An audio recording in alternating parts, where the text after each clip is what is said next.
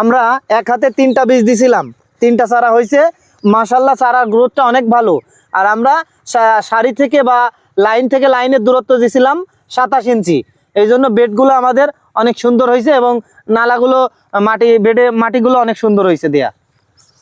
ভাই আপনি এই যে মুখী কচু চাষ করছেন কতটুকু জমিতে? ভাই আমার 2 বিঘা আছে, এখানে একটা ভুঁই আর ওই একটা ভুঁই। আচ্ছা, মোটামুটি গাছের যে পরিস্থিতি, বয়স কতদিন হয়েছে? ভাই আমার একটা বয়স একটু কম আছে, 2 মাস মতো হয়েছে। 2 মাস, তাই তো? হ্যাঁ, অর্থাৎ 60 দিন। হ্যাঁ। আমি আপনার ফাল্গুন মাসে লাগাইছিলাম, একটু দেরি হয়ে গেছিল আমার লাগাতে। আচ্ছা, এটা আসলে কখন লাগাইতে হয় এবং কিভাবে পরিচর্যা করতে হয় যদি আপনার পৌষ মাস, মাঘ মাস, ফাল্গুন মাস 3 মাস লাগানো যায়।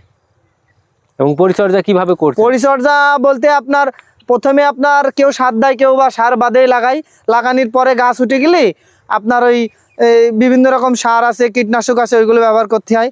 আর আপনার মেন হচ্ছে পোকা আর পানি।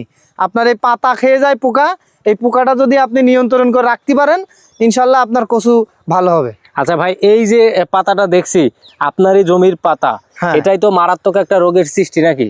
ভাই এটা আছে আপনার ওই যে বলছি না যে পাতা খেয়ে যায় যে পোকা আছে, লেদা পোকা বলা হয় ওকে।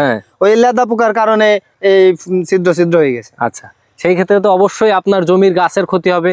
অবশ্যই গাছের গ্রোথ কমে যাবে। কি পরিচর্যা করছেন সেটার জন্য? এটার জন্য আমি 4 দিন পর আপনার বিষ ব্যবহার করছি, লেদা পোকা মারা।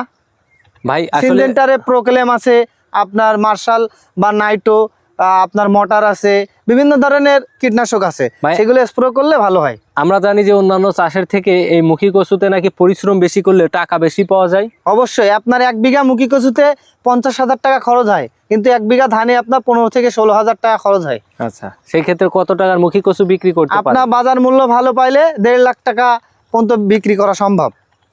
1.5 লাখ? জি, অর্থাৎ 1 বিঘা জমিতে, তাই তো? জি, আলহামদুলিল্লাহ। ভাই আমাদের আরেকটা বিষয় একটু জানাইতেন, যারা নতুন উদ্যোক্তা আছে বা অন্যান্য জায়গার যারা কৃষকরা আছে তারা তো এইভাবে মুখী কচু চাষ সম্পর্কে জানে না, বোঝে না, বা তারাও মানে কখনো করেনি। আপনার কি মনে হয় যে নতুন চাষিরা করলে কি অবশ্যই চাষ করতে পারবে? ভাই মুখী কচুরা মনে করেন আপনার যদি পোকাটা নিয়ন্ত্রণ করতে পারেন, আর সারের পরিমাণ একটু বেশি লাগবে, আপনার 2 বেডে যথেষ্ট পরিমাণ সার দিতে হবে। যদি দিতে পারেন আর পোকা আর পানি নিয়ন্ত্রণ করতে পারেন তাহলে অবশ্যই আপনার মুখী কচু চাষ লাভজনক হবে। কোন ধরনের মাটিতে বা কোন ধরনের জমিনে বা কোন ধরনের জায়গায় আবহাওয়ায় এই মুখী কচু চাষটা একটু ভালো হয়? আপনার সব ধরনের মাটিতেই ফসল ভালো হয়, তবে আপনার বেলে দোআঁশ মাটিতে ফলন বেশি হয়। আচ্ছা, সেই ক্ষেত্রে কি অন্যান্য কৃষকরা এই বিষয়গুলো যদি মেনে বা যদি পালন করে যদি মুখী কচু চাষ করে, আপনার কি মনে হয় যে লাভবান হইতে পারবে? অবশ্যই, হ্যাঁ অবশ্যই। আচ্ছা, আপনার মোবাইল নাম্বারটা একটু বলেন তো ভাই। 01945410605। আপনার লোকেশন বা এই জমিনের ঠিকানাটা একটু বলেন। আমার লোকেশন যশোর জেলা শার্শা থানা, আমার বাসা আছে সুবর্ণখালী গ্রাম। আচ্ছা, এই বছর গাছের যে পরিস্থিতি তাতে কি মনে হয় যে ডেভেলপ বা উন্নতর দিকে যাচ্ছে আপনি? হ্যাঁ অবশ্যই, আমার সবার দেরিতে লাগানে, তবে গাছের চেহারা দেখছেন, গাছ মাশাআল্লাহ খুবই ভালো সুন্দর হয়েছে। এখন আরেকবার যদি আমি সুন্দর করে ছাদ দিয়ে বেড তুলে দিতে পারে ইনশাল্লাহ 1 মাসের মধ্যে দেখবেন যে আমার গাছ বুক সমান হয়ে গেছে। আলহামদুলিল্লাহ।